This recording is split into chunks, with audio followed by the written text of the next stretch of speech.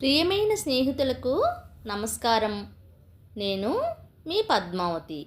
స్నేహితులు, ఈరోజు మనం వినబోతున్న చందమామ కథ స్నేహం కాని స్నేహం. స్నేహితులు, నేను వినిపించిన కథ విని నచ్చితే లైక్ చేయండి, షేర్ చేయండి, సబ్స్క్రైబ్ చేసుకుని నన్ను ఎంకరేజ్ చేస్తారు కదూ. లైక్ చేయడం మర్చిపోరుగా. ఇక కథలోకి వెళదాం. స్నేహం కాని స్నేహం చందమామ కథ. ఒక ఊళ్ళో సోమయ్య, కామయ్య అని ఇద్దరు రైతులు పరిస్థితులను బట్టి స్నేహితుల్లాగా మసులుతూ ఉండేవారు. వారి ఇళ్ళు పొలాలు కూడా పక్కపక్కనే ఉండేవి. పనికి ఇద్దరూ కలిసి వెళ్ళి మళ్ళీ ఇళ్లకు కలిసి వచ్చేవారు. ఇలా జంటగా జీవించడమే వారిని స్నేహితుల్లాగా కనబడేట్టు చేసేది. నిజానికి వారి మనస్తత్వాలలో ఐకమత్యం లేదు. ఇద్దరు జిత్తులు ఎత్తులు ఎరిగిన వారే. ఒకరినొకరు తమ స్వార్థానికి గాను మోసగించుకునేవారు. ఇద్దరూ ఒకే పంట వేసి ఒకరిని మించి ఒకరు పండించడానికి పోటీ పడేవారు. సోమయ్య పొలం కన్నా కామయ్య పొలం కాస్త పల్లంగా ఉండడం చేత సోమయ్య పొలానికి పెట్టిన నీరు కామయ్య పొలానికి అందుతూ ఉండేది. ముఖ్యంగా నీటి ఎద్దడి వచ్చినప్పుడు కామయ్య పొలానికి కావలసిన నీరు కూడా తన పొలం నుంచే సోమయ్య అందించడం జరిగేది. ఇద్దరి మధ్య మాట వచ్చేది. కానీ సోమయ్య ఏమీ చేయలేకపోయేవాడు.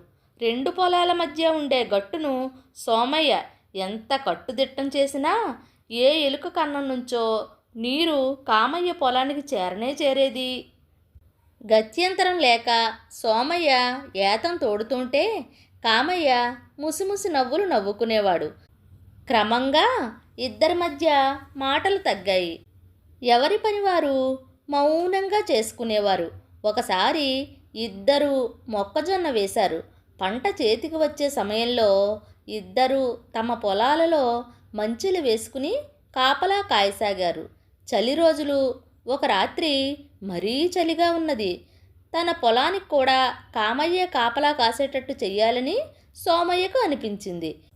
వెంటనే అతను గడ్డితో ఒక మనిషి బొమ్మ చేసి దానికి తన చొక్కా దోవతి కట్టి మంచె మీద నిలబెట్టి కంబలి కప్పుకుని తిన్నగా ఇంటికి వెళ్ళి పడుకున్నాడు.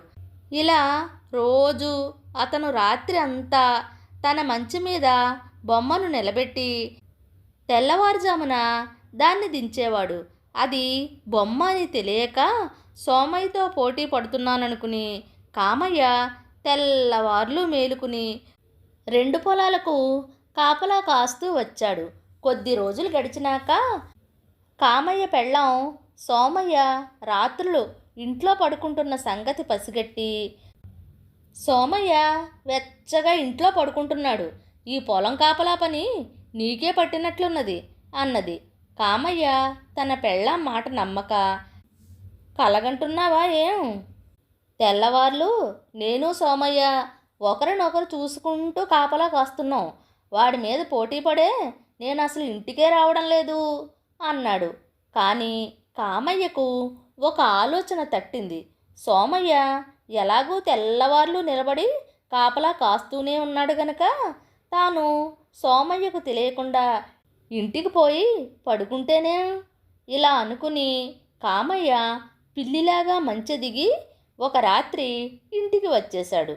అయితే అతనికి సోమయ్య ఇంట్లో నుంచి మగ గొంతు నవ్వడం వినిపించింది. అది సోమయ్య గొంతే. అతగాడు ప్రతిరోజు ఇంట్లోనే ఉంటున్నాడని నేను చెబితే నువ్వు నమ్మలేదు. ఇప్పుడైనా తెలిసిందా అన్నది కామయ్య భార్య. నీ మొహం, సోమయ్య మంచి మీద నిలిచి ఉండడం నేను వచ్చేటప్పుడు కళ్ళారా చూశాను. ఉండు, వాణ్ణి పిలుచుకు వచ్చి ఈ వ్యవహారం అంతు తేలుస్తాను అంటూ కామయ్య పొలానికి పరిగెత్తుకుపోయి, ఒరే సోమయ్య, ఒక్కసారి ఇంటికి పోయి నీ ఇంట్లో ఏం జరుగుతున్నదో చూడు అని కేక పెట్టాడు. మంచె మీద గడ్డి బొమ్మ కదలలేదు. కామయ్య మంచె ఎక్కి గడ్డి బొమ్మను చూసినాక తనను సోమయ్య ఇన్నాళ్ళు ఎలా ఉపయోగించుకుంటున్నది తెలిసిపోయింది. కామయ్యకు ఏడుపు వచ్చింది. తన భార్య నిజం చెప్పినా తాను తెలుసుకోలేదు.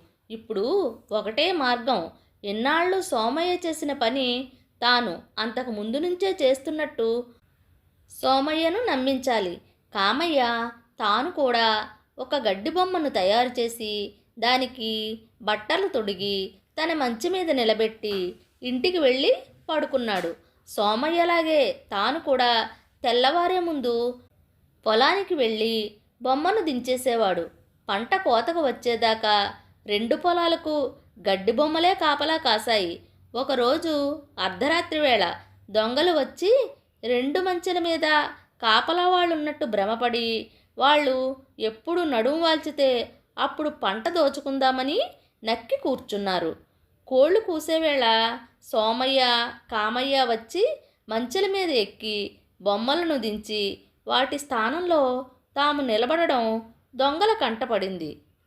అసలు సంగతి తెలిసింది గనక మర్నాడు రాత్రి దొంగలు వచ్చి రెండు పొలాల పంట నిశ్చింతగా కోసుకుని పోతూ పోతూ కామయ్య మంచె మీద బొమ్మను తెచ్చి సోమయ్య మంచె మీద బొమ్మకు ఎదురుగా పెట్టి రెండు బొమ్మల తలల్లోనూ కర్రబెండ్లు దూర్చి వాటికి నిప్పు అంటించి వెళ్ళిపోయారు.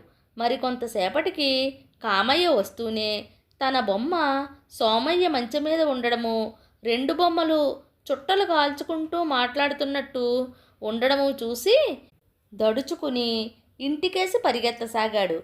అతనికి దారిలో సోమయ్య ఎదురై, "ఏమైంది కామయ్య, దొంగలు పడ్డారా?" అని అడిగాడు. కామయ్య తాను చేసిన మోసం చెప్పేసి రెండు బొమ్మలు మాట్లాడుతూ మంచి మీద కనిపించిన మాట బయట పెట్టాడు. ఇద్దరూ అయోమయంలో పడి పొలానికి వచ్చి కళ్ళారా చూసి అదేదో దయ్యాల పనే అనుకున్నారు. వాళ్ళు చూస్తుండగానే రెండు బొమ్మలు ఒక్కసారిగా తగలబడసాగాయి. సోమయ్య కామయ్యలిద్దరూ ఒకరినొకరు వాటేసుకుని బావురుమన్నారు. మరికొంచెం సేపటికి తెల్లవారింది. పంటంతా దొంగల పాలైనట్టు తెలిసింది. మన అతి తెలివికి తగిన శాస్తే జరిగింది అన్నాడు సోమయ్య. ఇక ఎన్నడూ మనం ఒకరినొకరు మోసం చేసుకోవద్దు అన్నాడు కామయ్య. ఇద్దరి మధ్య నిజమైన స్నేహమే ఉంటే రెండు పొలాలకు రోజు విడిచి రోజు ఒకరు కాపలా కాసి రెండో వాళ్ళు ఇంట్లో హాయిగా పడుకునే పని. పంట కూడా పరాయి వాళ్ళ పాలు కాకపోను. స్నేహితులు, చందమామ కథ చాలా బాగుంది కదా. మరి నా కథ నచ్చితే లైక్ చేయండి, షేర్ చేయండి, సబ్స్క్రైబ్ చేసుకుని నన్ను ఎంకరేజ్ చేస్తారు కదూ. మరొక మంచి చందమామ కథతో మళ్ళీ కలుద్దామా? ఇక సెలవా మరి.